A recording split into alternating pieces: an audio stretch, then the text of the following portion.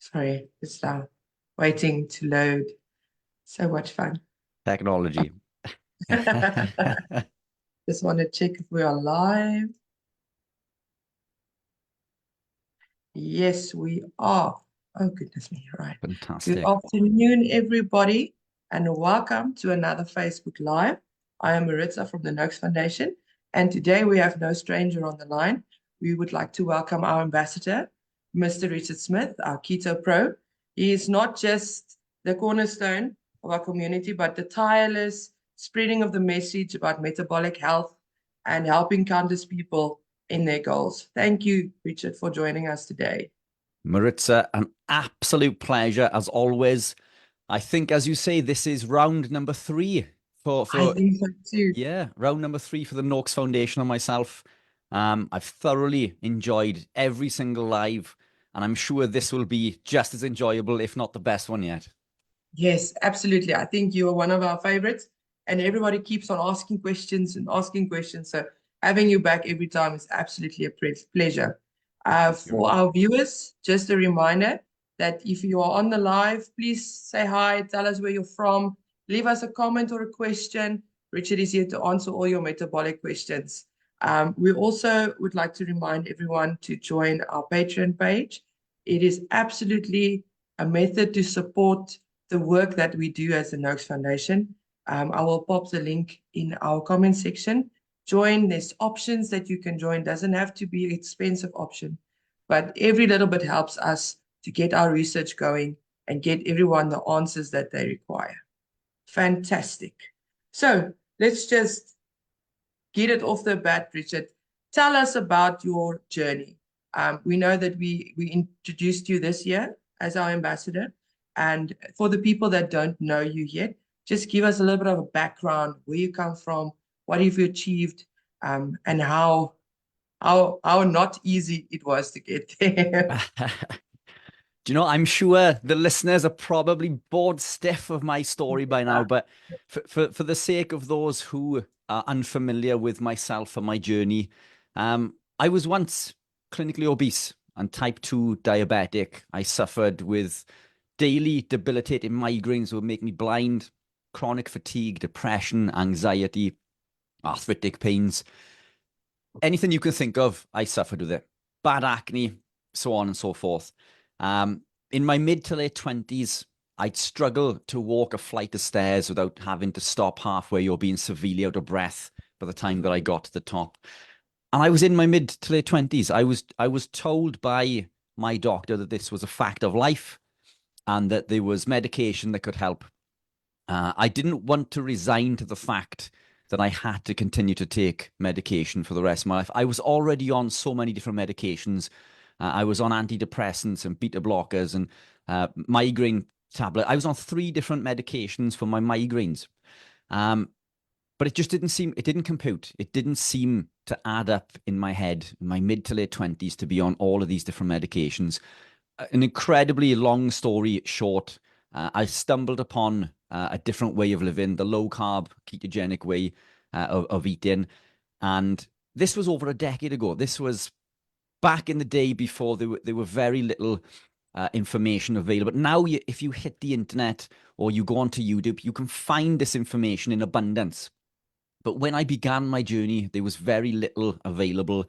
And what was available, I think much of it was misinformation in regards to macronutrient ratios and whether living this lifestyle is something you could do long term, the effects on cortisol and so on and so forth. And we can get into this if you like as we go. But I knew that I felt the best that I'd ever felt. I began my journey by restricting bread, or in fact removing bread completely. And that was the single most important step that I made. I stopped eating bread. Off the back of that, I began to lose weight incredibly quickly. My inflammation began to reduce very quickly. And from that first step began a process of incremental changes over the course of the next 12 months, which saw me lose 107 pounds of body fat. I reversed my diabetes. I'd lost 107 pounds, that's 7.5 stone. My migraines began to clear up. my anxiety and depression, which are absolutely debilitating. Anyone who suffers with anxiety and depression can attest to what I'm saying. It becomes all encompassing. It controls your life. Every decision that you make when you suffer with anxiety, especially, it evolves around how you feel, and anxiety can control everything. I spent my life living in boxes. I lived in my box, my house, and the only time that I would leave my box is to jump into another box, my metal box, and I would drive this metal box to my place of work, another big box, and then I would work inside my small box, inside my big box, all day long, and then I would perform this in reverse to drive home back to my original box. So my life was quite literally spent living in boxes, and this controlled everything. Every decision that I made, it would prevent me from going to places. It would prevent me going outdoors. I would feel uncomfortable speaking to people in the street because I always felt not worthy of the company of others. So my life was spent living in boxes. Now I break boxes for a living. This is what I do. I break boxes for a living. And part of what I do is I teach others to break these boxes. We're not designed to be kept in boxes. So that's why I'm here today. This is why I do what I do. I quit my job as a purchasing manager, and I put everything, quite literally everything that I own into my business, the Keto Pro. And I help people through consultations and through public speaking events and so on and so forth. And I teach them how to do these things, how to reverse these things. One of the public speaking events I've just come from this weekend, actually, held by a good friend of mine. This was the Ancestral Health event. So I was there giving a talk with a couple of other good buddies of mine in the UK. And now we're gearing up for the next one. So the next one is the Carnivore Conference. It's the first of its kind in the UK. And this takes place on the 14th and 15th of September. So anyone in the UK who wants to come along and listen to some of the UK's leading nutrition experts, hints and tips on how to not just survive, but thrive in life, all highly evidence-based. This is a 2-day event with accommodation and food included. I'll get a link over to you for that if you wanted to post that. Yes. But that's going to be an incredible event. But that's what I do. I teach people how to break boxes. Fantastic. Thank you so much. We're first gonna say hi to everyone that's on the line. So Yana is here. She says hello. And then we also have Wendy. If there's we've already got a few questions as well. So let's sort of kick off with the carnivore because this is a very hot topic at the moment. Tina asked, are there any specific types of meat or animal products you prioritize for optimal health on a carnivore diet? Fantastic question. So look, there are many misconceptions in regards to what carnivore is. Now, to be carnivore, it doesn't mean that we only just eat meat. It means that we predominantly eat meat. But then there are other subsections. So there are subsections of people who are a lot more strict. So from a caloric perspective, and for anyone who knows me from listening to previous talks, I don't work in calories because it's not calories that govern whether we gain or lose weight. It's the endocrine system. But let's park that to one side. From a caloric perspective, or an energy perspective, 70 to 80%, if 70 to 80% of your energy or calories come from animal proteins, then you are in effect carnivore. Now, carnivore it's a subsection of being ketogenic. So we look at these as being two different things: ketosis or ketogenic and carnivore. When we are carnivore, we are in predominantly the metabolic state of ketosis. So carnivore is a subsection of being ketogenic. So they are one and the same in effect, just different ratios of certain macronutrients. Now, animal proteins are highly nutrient dense. Animal proteins contain every vitamin and mineral that we need, not just to survive, but thrive. There's quite literally nothing in a fruit or vegetable that we cannot get from animal proteins. And apologies, this is a long-winded approach to this, but I am going somewhere with this. But if we look at, I've been told all my life that you need your fiber, and we'll get into this also, and you need your vitamins and minerals from your fruits and vegetables. All of these, and I mean every single one, can be found in animal proteins in higher, more bioavailable quantities. And I'll give you a really quick example. I won't bore the listeners with this unless you really want to get into it. But vitamin A, for example, vitamin A isn't found in plants. Vitamin A doesn't exist in plants. What exists in plants is a compound called beta carotene. Now, beta carotene is a precursor that needs to be acted upon by an enzyme called BCMO to convert it into the active form of retinol. And retinol is true vitamin A. So in order for this process to occur, this beta carotene is depleted by over 20 times, meaning that there's very little, it's close to zero, that is actually converted into retinol. Animal proteins, abundant in retinol. It's the same with B vitamins, trace amounts at best, with many B vitamins being non-existent. Cobalamin or vitamin B12 being one. Cobalamin is essential for methylation and the production of neurotransmitters. So this is something that is very important to the survival of the human race. We need these compounds. Other things that vitamins, let's go for vitamin C. This is the one that I always get is, well, what about my vitamin C? I need, citrus fruits or kale for vitamin C. Now, the interesting thing with kale is that it does actually contain more vitamin C than citrus fruits. It's around 92 milligrams per 100 grams, which is higher than citrus fruits. The issue with this is when it's cooked, much of this vitamin C is depleted down to 20, but what is left is actually competed. It's blocked. It's blocked by another compound that is found within the kale called flavonoids. Now, flavonoids are known endocrine disruptors, so they affect our hormones, and they also block the absorption of vitamin C. So even though the kale contains vitamin C, the flavonoids in there block the absorption, preventing the body from being able to use it. Animal proteins contain vitamin C. So beef liver, for example, contains around 24, 25 milligrams of vitamin C per 100 grams. A piece of beef steak contains around 12 per 12 ounce. And I always remember that because it's 12 per 12 ounces. Now, these amounts sound very low, but when we go low carb, because vitamin C and glucose from the carbohydrates compete for absorption through the same transporter into the cells, which is the GLUT4 transporter, because they compete, when we co-consume them, they compete and very little is actually absorbed. So when we consume less glucose or less carbohydrate, more vitamin C is absorbed in the cell. So our requirement for the vitamin C from a dietary perspective comes down. So I won't bore you with too many, but the list goes on and on. Vitamin D, vitamin K, choline, carnitine, carnosine, and so on. So we have a question exactly here about what about nutritional deficiency? Do you have any supplements on a carnivore diet?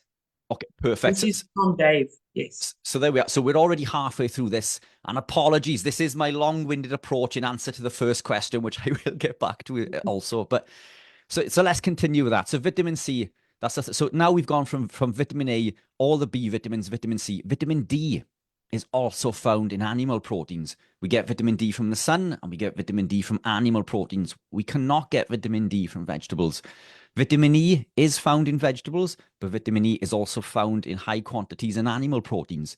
Vitamin K. Vitamin K does not exist in plants. The plants, or kale, for example, and this is a little mission for you guys. Next time you're in the supermarket, pick up your pack of kale. On that pack of kale will be a little stamp or a little sticker, and it will say good source or high in vitamin K. Well, kale contains vitamin K1. The human body needs vitamin K2. So we need, again, to convert this K1 into K2, and the process is so laborious that very little is actually converted. And then beyond this, we have creatine, choline, carnitine, and carnosine. All of these are found in abundance in animal proteins. So yes, plants contain vitamins and minerals, but many of these are found in plant form. And we humans, we need it in animal form. So these are two very different things. So they may be called the same thing, but they are two very different things. So meat, animal proteins, actually contains every single vitamin and mineral that we need, quite literally, not just to survive, but thrive. So I'm hoping that's answered question number 2, but coming back, let's circle back to question number 1. Now, animal proteins are highly nutrient dense. Yes, there are variances in differences in regards to how many nutrients are found in which. Organ meats are highly nutrient dense. but many of us don't like organ meats. This is such a big step to start. Exactly. So they are very high. So heart, for example, is incredibly high in coenzyme Q10. Kidney is high in diamine oxidase, which is good for histamine intolerance, and so on and so forth. They're highly nutrient dense. Does that mean that you have to eat them? Not at all. And the reason for this is that, yes, they're highly nutrient dense per 100 grams, but we would usually eat very little of the organ meats comparative to the muscle meat. Now, we'd eat 5 to 10 times the volume of the muscle meat. And when we multiply, the nutrients found in the muscle meat by this amount and compare it to the organ meats, those ratios are very similar. So providing you're consuming animal proteins, then we will be consuming lots of these nutrients.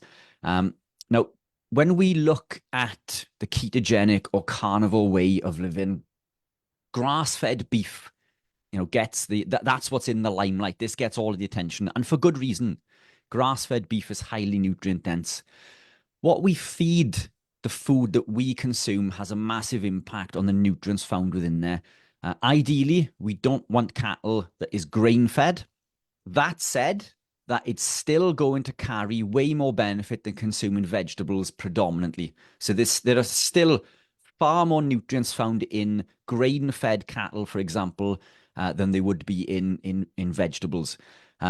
Now, that said, we should try to make the best effort to go for grass-fed. There is a difference, but the difference isn't a game changer. So as long as we're consuming the animal proteins. Then if we look into the minutiae in regards to the quantities of these nutrients, lamb is highly nutrient dense. I'm a massive lamb lover. It's found in abundance. I'm quite lucky. I live in South Wales in the UK, and lamb is there in abundance. Lamb is highly nutrient dense.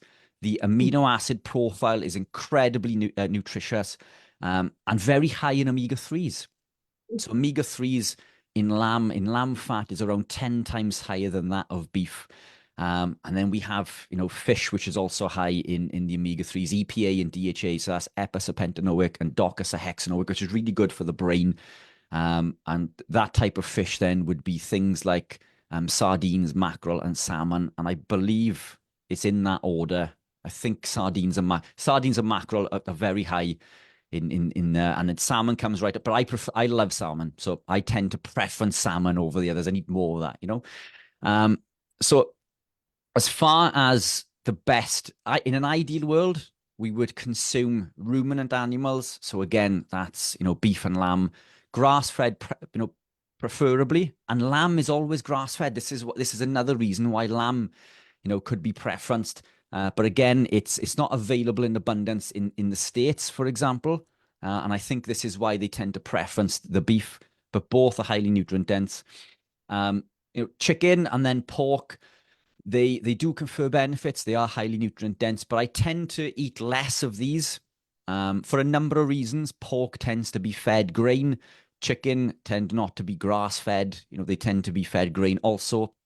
This can have an impact on how these proteins, vitamins, and minerals are absorbed and work within the body.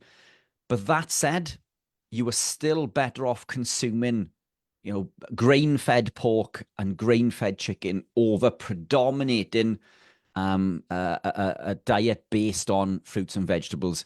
And if you like, if the time allots, we can really get into the minutiae in regards to why excessive amounts of plants are not good for us. But this is all about a journey. This is about these incremental changes, and consistency is key with this. So this is all about consistency, the rule and not the exception. So if we predominate animal proteins within our lifestyle, we're always going to be healthier than if we were not. So you don't have to be carnivore is my point to this. I'm carnivore. I class myself as carnivore. But I don't tell many people this because I try not to put myself into a box again. I don't want to be put back into boxes. This is about healthy living. This is about thriving. And I believe that what I teach now is about nutrition and not about being low carb or ketogenic or carnivore. It just so happens that being low carb, ketogenic, and carnivore are the healthiest ways to live. But I teach nutrition, and hopefully along that way, people and the listeners who are kind enough to join the lives will slowly understand this and gravitate deeper down that journey. Fantastic. Thank you so much. I'm just going to ask you a question off our comment list. Jana asked, how do you manage to maintain your diet when you travel? I find it very difficult to stick to eating the right foods, especially on a strict carnivore. Yeah, so fantastic question. So this is something, having been away this weekend and having to travel, it is more difficult. And the reason for this is, even if we stop in, so this for me involves many stops in service stations when I'm on the road. Even when we gravitate into the service stations and look for animal proteins, so typically what I would look for is some form of meat, beef, even if it's sliced, maybe eggs. I would look for king prawns, cheese, biltong, any one or all of these. Now, the caveat to this is that many of these do contain compounds that we ideally don't want to consume. So if you look at the list of ingredients, many of them will contain vegetable oil.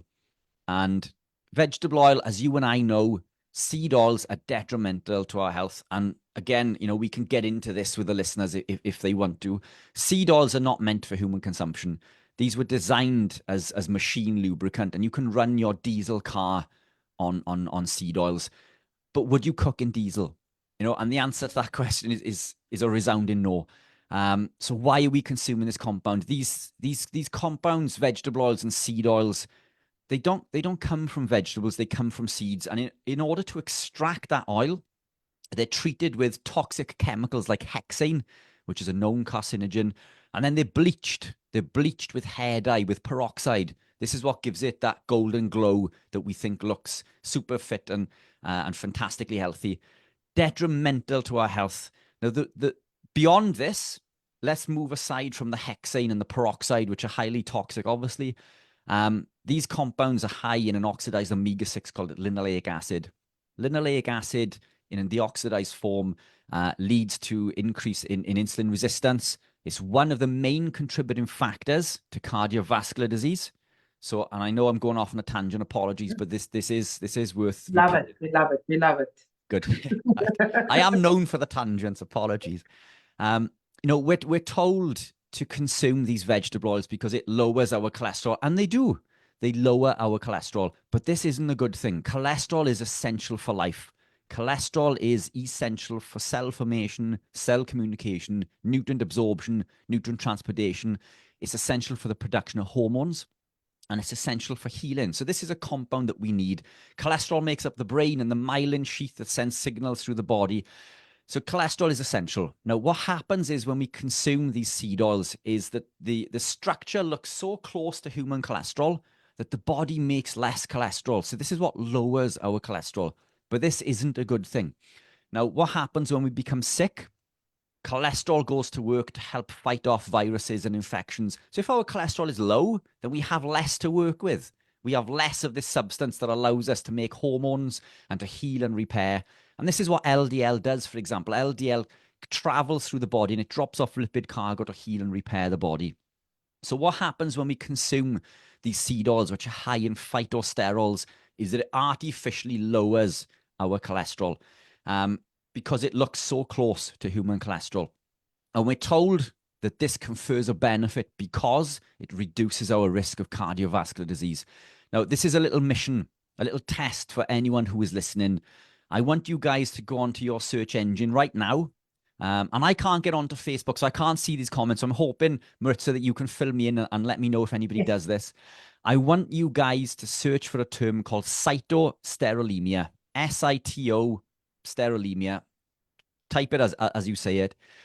And what you will find on your search engine is that this is a genetically inherited condition that prevents the body from excreting phytosterols.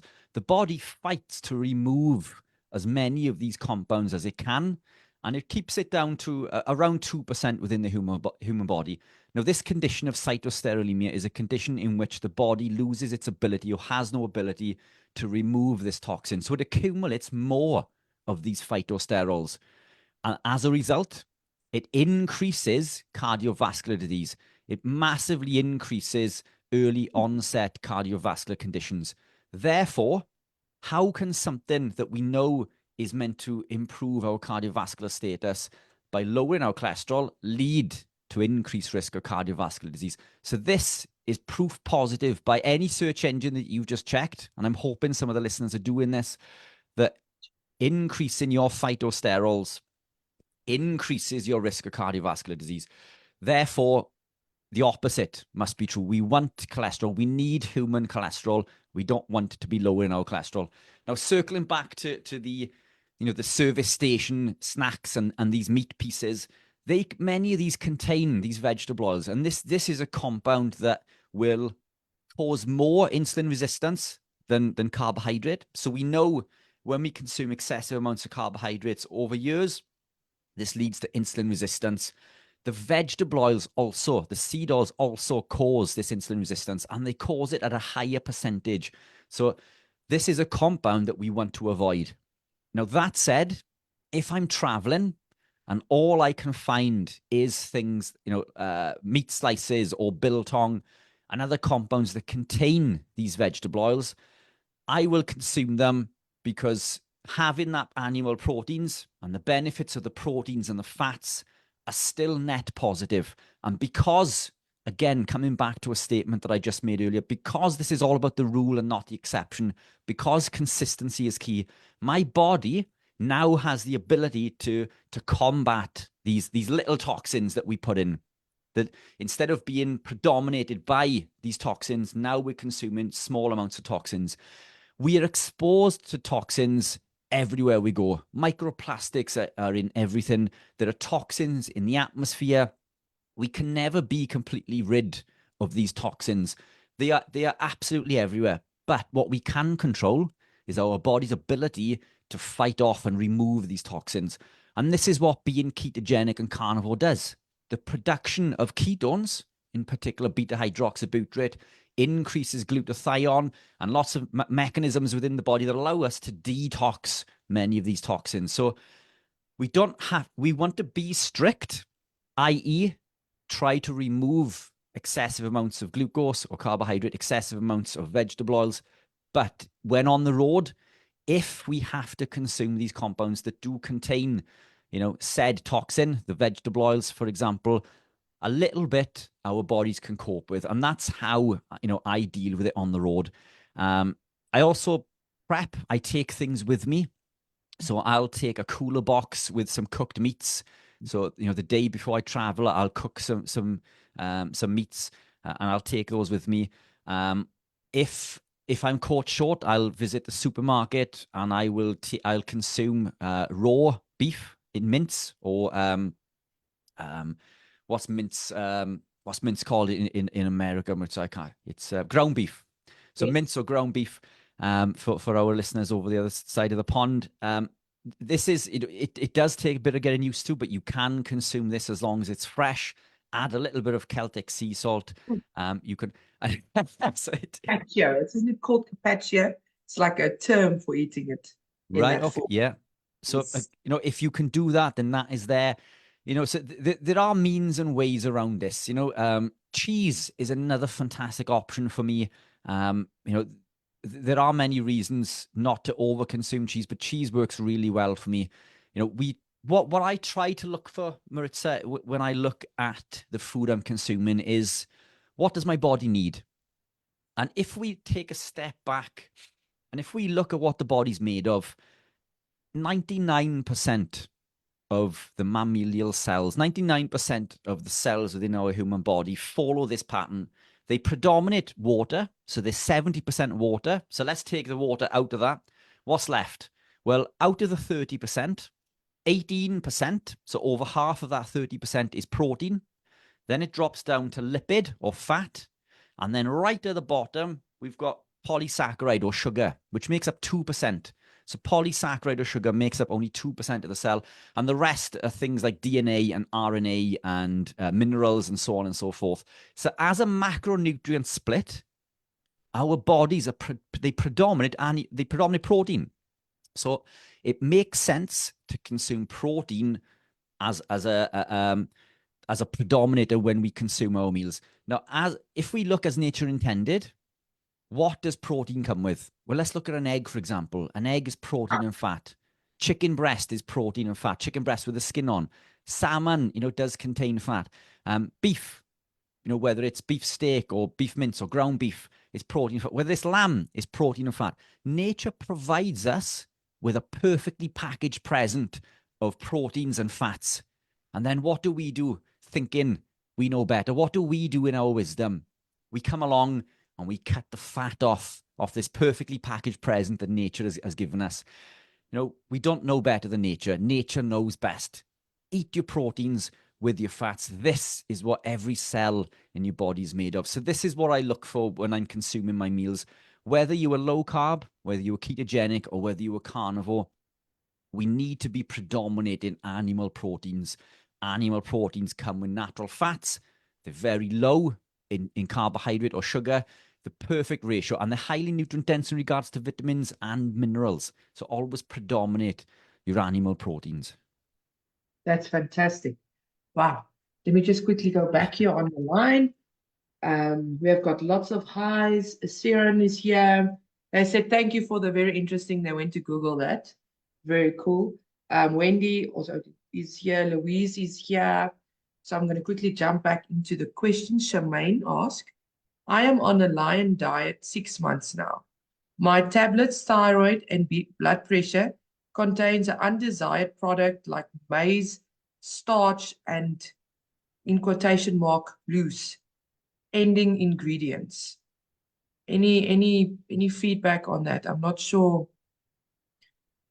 Yeah. In regards to if the question is about must she change her tablets, or is that fine because it's a thyroid medication and blood pressure medication? So look, it's first and foremost, you and I, and we can't give medical advice. So this isn't medical advice. This is just for educational purposes. Now, what we can do, Maritza, following off this, and I will get into it. I can pop a link in, so anyone who wants to book a one-to-one consultation with me, we can go into more detail, because there are lots more to get into. There's very little information in there to come to a conclusion. But what I would say, in simplistic terms, is if we look at how the human body's made again, we need to make certain products, and to make these products we need certain nutrients. Animal proteins contain all of these nutrients. When we look at hormones, for example, we need the proteins, we need the fats. So when we are consuming predominantly a lion-based diet, now we are devoid of all of the anti-nutrients. So we are removing the anti-nutrients from the vegetables, and vegetables do contain anti-nutrients. So for example, if we co-consume animal proteins, which are highly nutrient dense, with some form of vegetables, the phytic acid and the lectins and various other anti-nutrients can prevent the absorption of many of the vitamins and minerals and cofactors that we need to go on to create certain hormones and so on and so forth. Now, in regards to to thyroid hormone, for example, for this, thyroid stimulating hormone will signal thyroid peroxidase, and in order for thyroid peroxidase to travel on to the next part in its journey, we need iodide.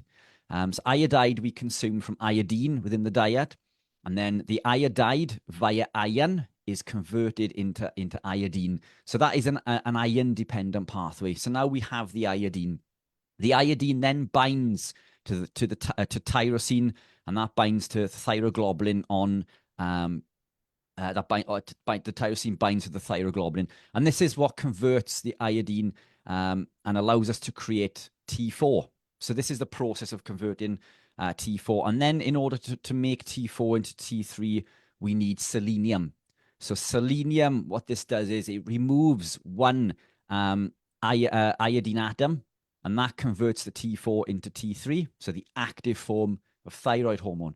So if we take a step back and look what's gone on there, where we need iron for the process, for this cofactor, we need iodine, and we need selenium. So we need to consume these as nature intended.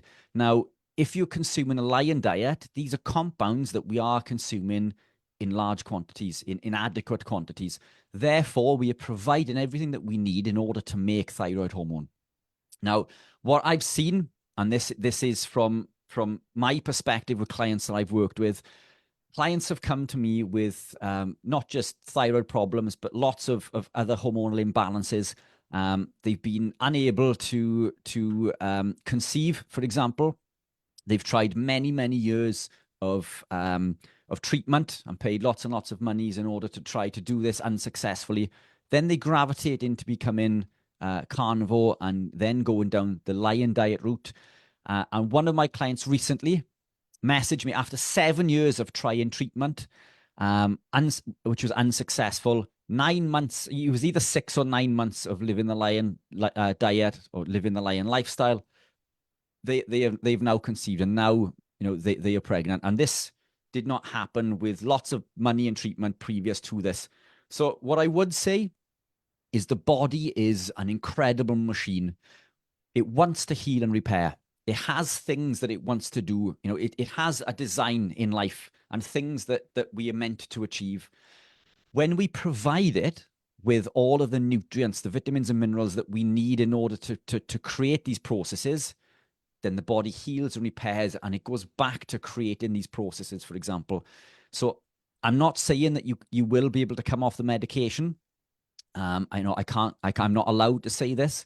What I will say is that I've worked with people who have, and I can see your concern, because what she was alluding to there is the medication that she's taking contains compounds which she's trying to avoid, and they are counterintuitive. So this is where things become complicated, because this medication is conferring a benefit. It is helping. But what I would add to this is my opinion on medication is that medication is essential. It's essential for our survival. Now, plants make medication.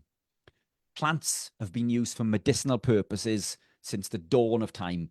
And that is fantastic. If I hadn't taken medication at some point in my life, I would be dead without question. So there is a place for medication.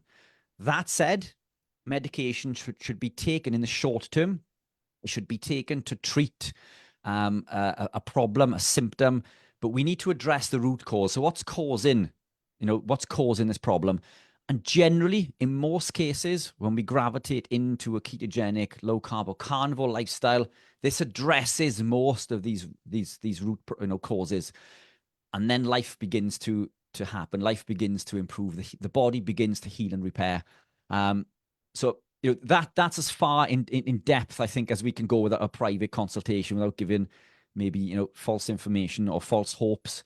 But the body is an incredible machine, and when we give it the tools, then it achieves incredible things. Fantastic. Thank you, Richard. So Wendy asked, I've been a carnivore for 2 years. I love it. My only division being morning coffee. Your thoughts about coffee? I stopped drinking it for a few months, and it didn't seem to make a big difference. I eat mostly meat and eggs, some salmon, and minimal hard cheese. What are your thoughts about dairy as well? Okay, fantastic. So cheese, I don't even consider to be dairy. And I know this sounds silly. Milk is very high in lactose and casein.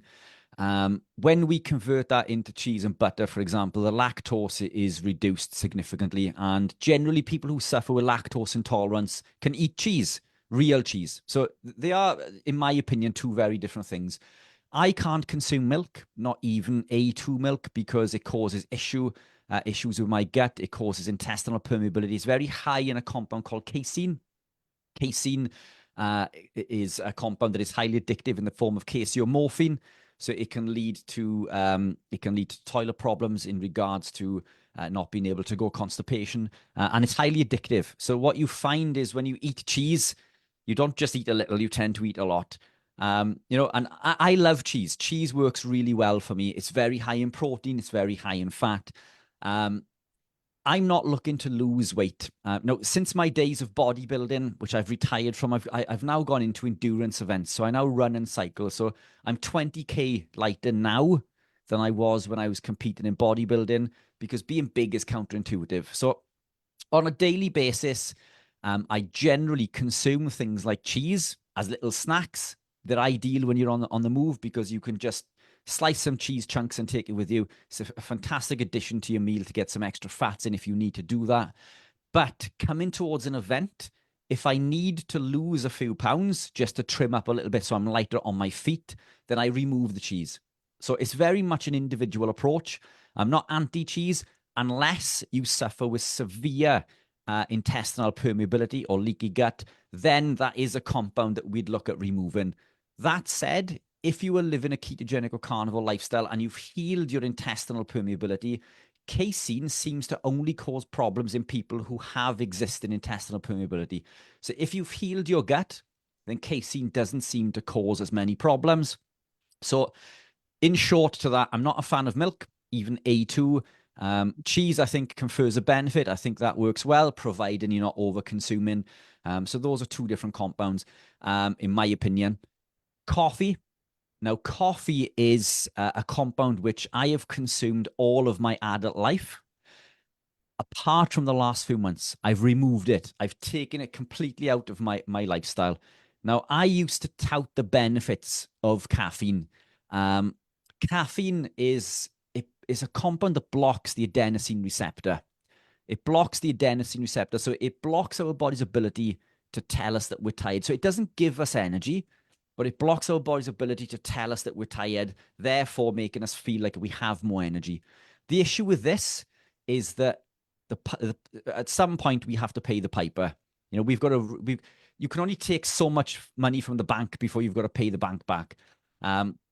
It's fantastic on days that you are struggling and you need to be compos mentis.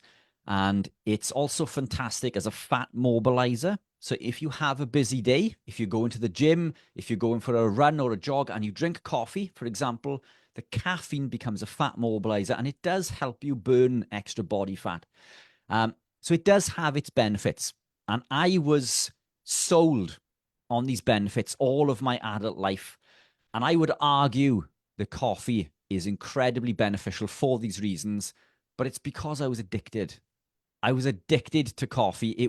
I'm a self-confessed sugar addict, and sugar, by the way, is one of the most addictive compounds on the planet. I have a highly addictive personality, so I've overcome my sugar addiction, which we've mentioned previously. This is what we spoke about on other things on food addiction. So that's a fantastic talk. If you do suffer food addiction, take a look back on the Noakes Foundation Facebook page, and that talk is available there. But coffee was another compound I was highly addicted to. Now, the reason that I removed this is that coffee contains a compound called acrylamide. Now, if you search for acrylamide is a known carcinogen, and it is a compound that has a Prop 65 warning in the state of California in the States. Now, Prop 65 warnings are added to compounds that are known to be hazardous to human health. So back in 2018, I believe it was, I think this may have been reversed, but I'm unsure. I can't confirm that completely. But in 2018, I think 7-Eleven stores had to put a Prop 65 warning on their coffee cups because coffee contains acrylamide. In the same way as we see cigarette packets all over the world having, these warnings on that say causes cancer. And this is similar to what a Prop 65 warning label is. So the fact that they had to put these on in the first place should ring alarm bells in the back of our minds, thinking, well, the fact that we had to put those on there in the first place means that maybe there's a problem with the coffee. Now, acrylamide is a potent neurotoxin. It's a potent neurotoxin that is a known contributor to things like ALS, motor neurons disease, and so on and so forth. Now, the reason that I removed coffee was because what began with 1 cup a day led to 2, then 3, then I began making them stronger. And in the end, I was consuming 4 to 5 cups per day with 2 double shots, meaning I had 4 shots in each cup. So I was therefore consuming as many as 20 cups of coffee per day. Now, this began to cause severe pains down my legs, down the backs of my legs, through the calves, through the bottoms of my feet. It affected my grip, so I couldn't hold on to anything. It affected my muscles so badly in my legs that it inhibited my ability to walk and run properly. I began tripping over steps, walking up the stairs. I was losing my ability to walk. I could still walk, but my gait was so affected. Even when driving, I had to physically lift up my left leg in order to change the clutch in my car. So this is how detrimental that this compound acrylamide can be to the human body. This is what it was doing to my body. So I took it out. I removed coffee, therefore I removed acrylamide. And there are other things that acrylamide is found in. And it's also found in mycotoxin-free coffee, by the way. So it doesn't matter whether your coffee contains caffeine, whether it's uncaffeinated, whether it's mycotoxin-free. Acrylamide is found in all coffee beans and other compounds. But it's a highly potent neurotoxin. So in high quantities, it can cause much damage within the human body. Now, that said, and this is something that I took from a colleague of mine, Sarah Pugh, in the event that we were just speaking at the weekend. She made a very valid point that if you don't consume much, and if the highlight of your day is meeting your friend in the local coffee shop for one coffee where you connect with this person and it makes you feel good, and that builds that social bond and puts a smile on your face for that day, then, and if you do not suffer with these issues of acrylamide, then this confers a positive benefit. You know, it's the gain is positive. So if you were to do that and it leads to that benefit, then it is worth keeping that compound in. If, on the other hand, you were like me, highly addicted to coffee, and you overconsume, and it's causing things, it can lead to things like tinnitus, muscle pain, loss of grip. It can affect your gait, and many other things. It leads to migraines with me also. I know if I can consume lots of coffee, I'll suffer with migraines again. So it's a toxin to my body.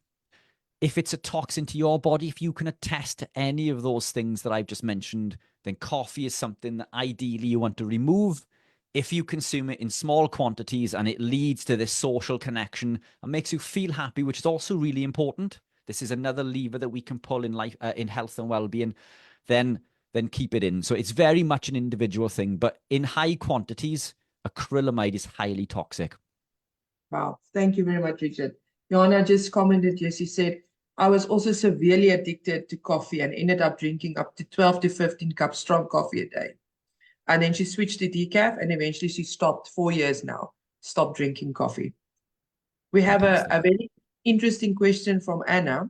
She says, I've been hearing a lot about C15 fatty acid. Any comments on that? C15 fatty acid. So C15, so that's the amount of carbons within the fatty acid. So that's a longer chain fatty acid. Now, all of the foods that we consume, they're basically made in chains or carbons. So if we look at so as you guys know, I produce C8, which is an MCT. So this is a medium chain. C15 is a longer chain fatty acid.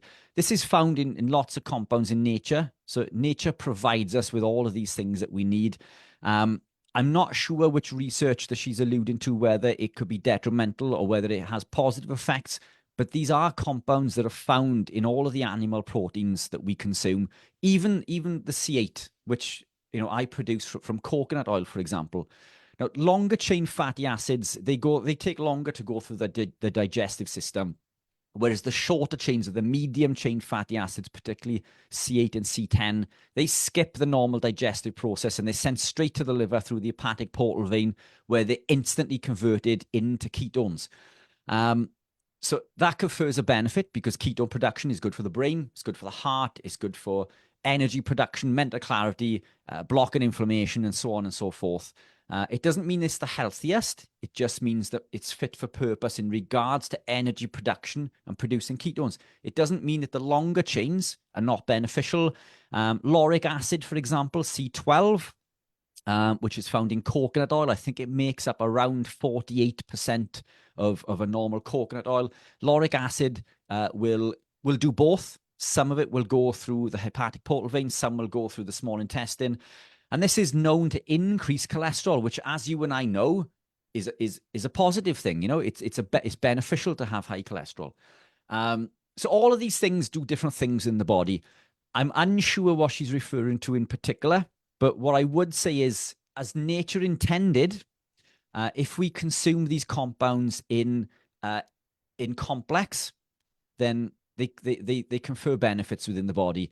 Any one compound maybe that we take in isolation. So if we look at fruit, for example, and we juice fruit and we remove all of that juice and we separate the fibrous content and on all of these other things that are in there and just consume that juice isn't meant to be consumed as nature intended. We've extracted and we've removed a compound that we are designed to consume in complex. Now, when we consume that fruit instead of the fruit juice, that piece of fruit contains hundreds or thousands of different vitamins, minerals, and other compounds which allow us to absorb and process those vitamins and minerals at the ratios and degrees that they're meant to be processed. If we are to take one of those compounds out and supply it to the body in high quantities, it can cause damage. So I'm unsure where she's going with the C15 in particular. It's supposed to reverse insulin resistance. Perfect. Yes. Okay, so C50, so positive. There we are. So the longer chain fatty acids found in lots of animal proteins. I may be wrong with this, but I'm sure when I was researching lamb recently that C15 was higher in lamb than beef. I may be wrong, so don't quote me on that, because that is by memory. But it's also high in omega-3s, which is also very good for the brain and helps us combat things like Alzheimer's and dementia, which is 99% preventable, by the way. So dementia and Alzheimer's is a case of insulin resistance of the brain, which is preventable. This is done. This was on a podcast that I released last year with Patrick Holford, who is an expert on dementia. And apologies, I'm going off again, but look, eat as nature intended. Eat the fatty cuts. The fattier cuts of the lamb and the beef that we consume are going to contain more of these longer chain fatty acids, and they're there for a reason. They're there as nature intended. There are many things that can help us combat insulin resistance. The C8 that I mentioned in the form of the MCT, the caprylic acid, this has been shown to help reverse insulin resistance. Exogenous ketones from a supplement perspective have been shown to do this. Does that mean that that's all we should be doing? No, we shouldn't just be these supplements are there as a supplement. They're there to complement a healthy lifestyle. The best way that we can reverse insulin resistance is by removing the compound that is causing insulin resistance. And what compounds cause insulin resistance? Well, it's high amounts of glucose or carbohydrate, because all carbs break down into glucose, and these vegetable oils. So we can look at compounds to help combat and lower insulin resistance or improve insulin sensitivity. But the best way, and it's the same with medication, we can take medication to treat something, but the best way to remove that problem is remove the offending compound. And the offending compound is sugar and seed oils. So all of these other things are fantastic for insulin resistance and for mental clarity and blocking inflammation and increasing mechanical efficiency of the heart and so on and so forth. The biggest lever we can pull is removing that offending compound, the glucose and the seed oils. Always begin there. These extra things are additional bonuses that we can implement to improve and speed up maybe our rate of recovery and put us on this journey of optimal health and well-being.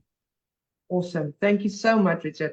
So Sammy would like to know, what is your best tips for doing carnivore for weight loss? So my best tip now. So look, it's many of us come into this for weight loss, and it's a fantastic lever to pull. If you've listened to this conversation, you've probably realized I mentioned the word lever a lot because I think levers are very important. And as we go down our journey, there are lots of different levers that we can pull. The weight loss is one of those levers that allow us that incentive to begin the journey. So it's a reason to begin the journey. Now, that said, weight loss is a side effect of being healthy. So when we become healthy, we lose the weight. We don't lose the weight and become healthy. So we believe that if we lose the weight, this makes us healthy, but it's being healthy that allows us to lose the weight. So just by living a carnivore lifestyle, you're going to become fitter and healthier. You're going to cause less damage to the body. You're going to cause less glycation.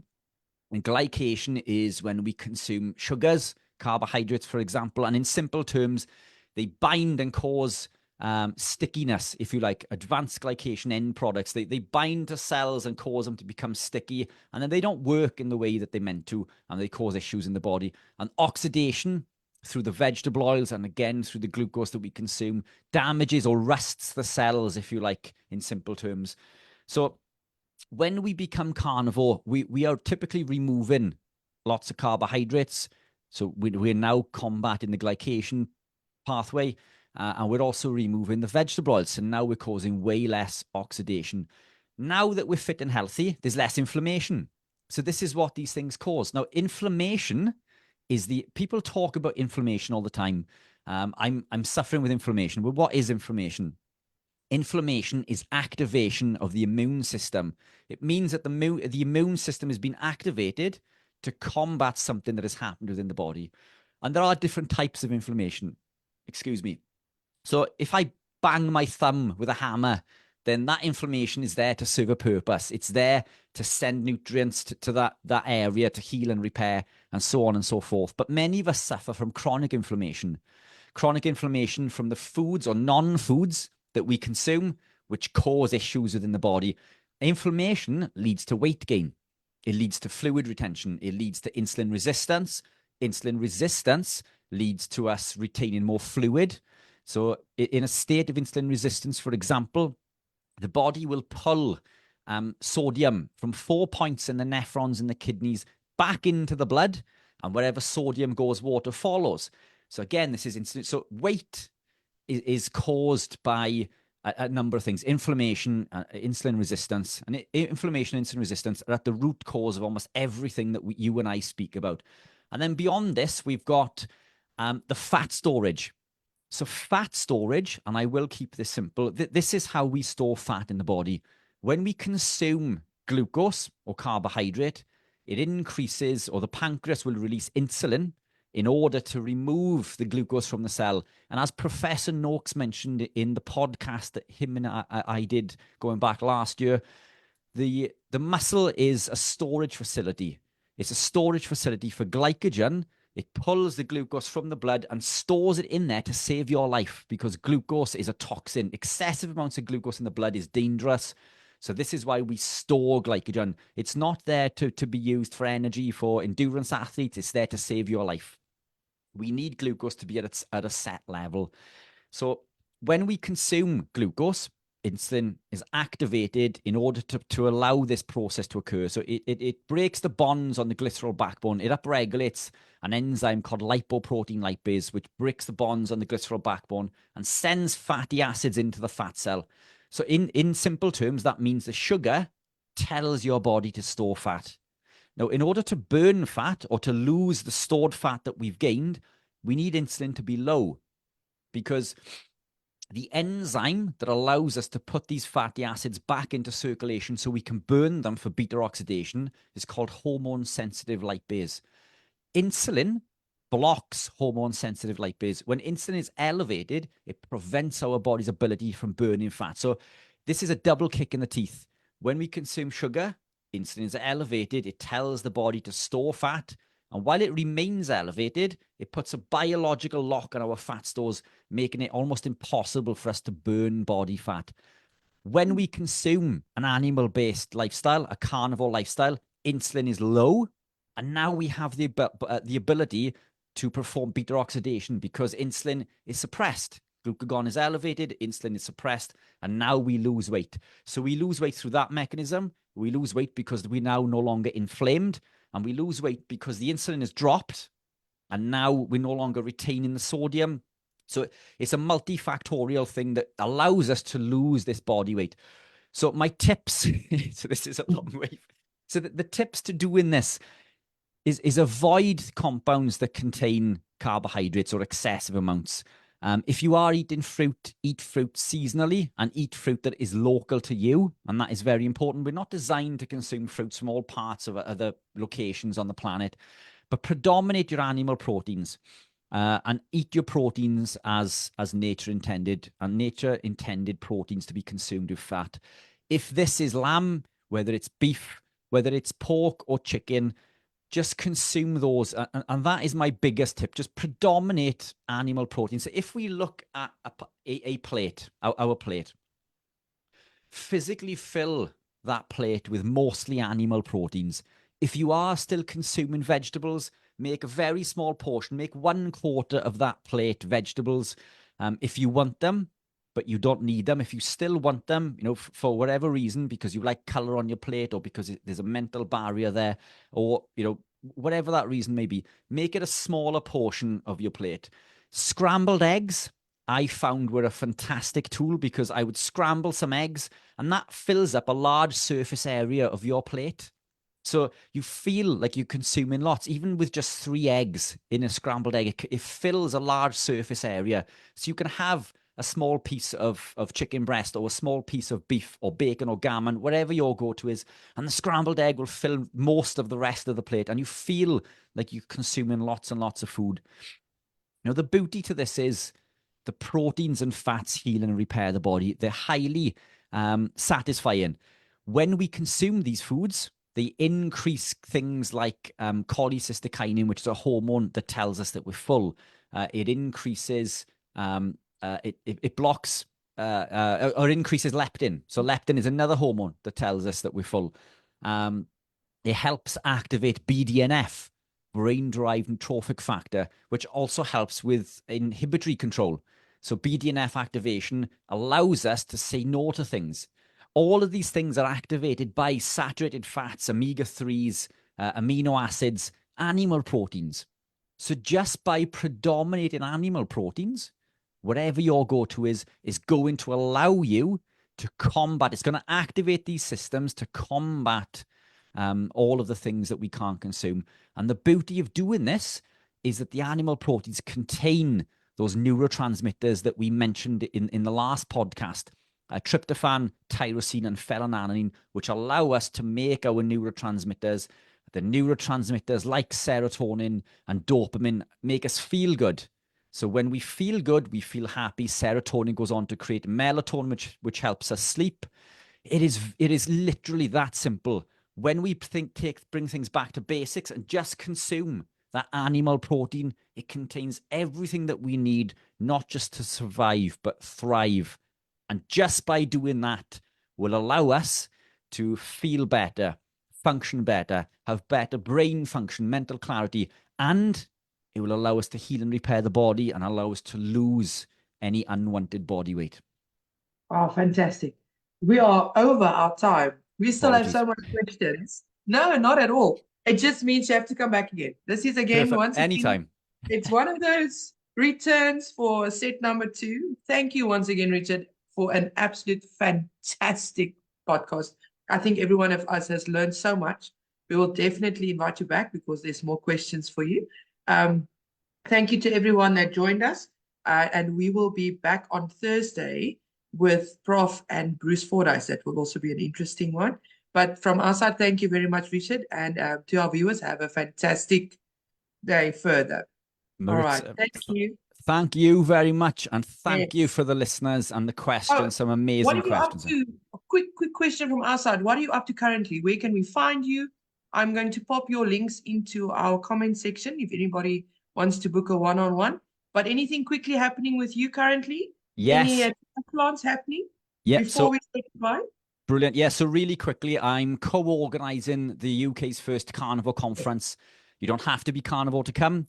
We're going to be streaming in Dr. Anthony Chafee also on one of the days, but we've got a lineup of the UK's leading nutrition experts. It's a fantastic 2-day event.